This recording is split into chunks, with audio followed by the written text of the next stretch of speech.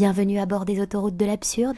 Nos équipes d'exploitation vous informent que les conditions météo sont idéales. Les voies sont dégagées. Votre temps de parcours sera d'environ 5 minutes. Vous serez informé de tout changement de courbure de l'espace-temps par le truchement de nos cordes vocales. Veuillez à respecter la pause qui vous sera indiquée par nos services. Les autoroutes de l'absurde et l'association Bout en Train vous souhaitent un bon voyage.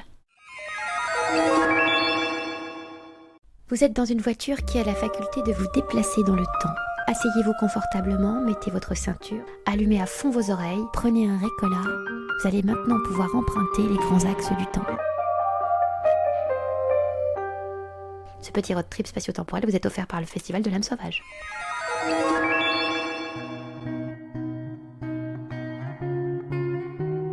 Manœuvre numéro 1, la marche arrière.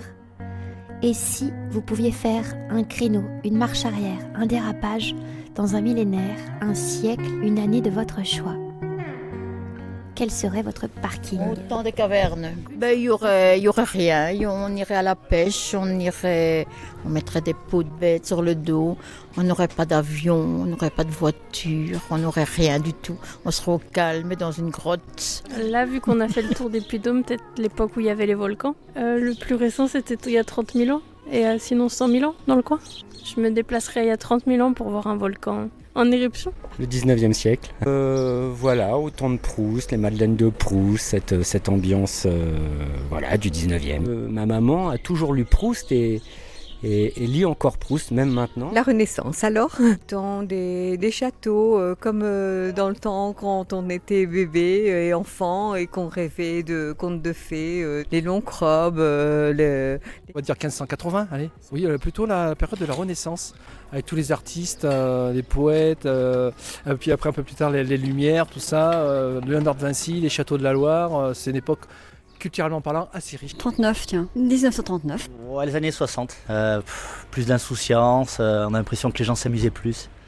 C'est le début de la deux chevaux d'ailleurs. 75. Les années 80-90. Chez moi. Je suis bien chez moi. Nous continuons notre déambulation dans la trame temporelle. Et si vous pouviez prendre en stop un passager du temps, avec qui souhaiteriez-vous partager ce petit blablacar? La reine Margot, donc voilà, qu'elle nous explique la politique à ce temps-là,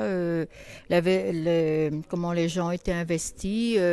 On ferait un covoiturage avec la reine Margot et on écouterait Étienne Dao, le premier jour du reste de ta vie. Avec Léonard de Vinci, je pense. Je ferais un blablacar avec Léonard de Vinci, on écouterait du Eminem.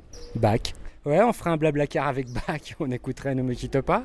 Alors je ferais un blablacar avec Barbara et on écouterait du Abdel Malik. Plutôt Freddie Mercury, oui. Je ferais bien un blablacar avec Molière en écoutant dans une belle de chevaux décapotée sur une route de campagne.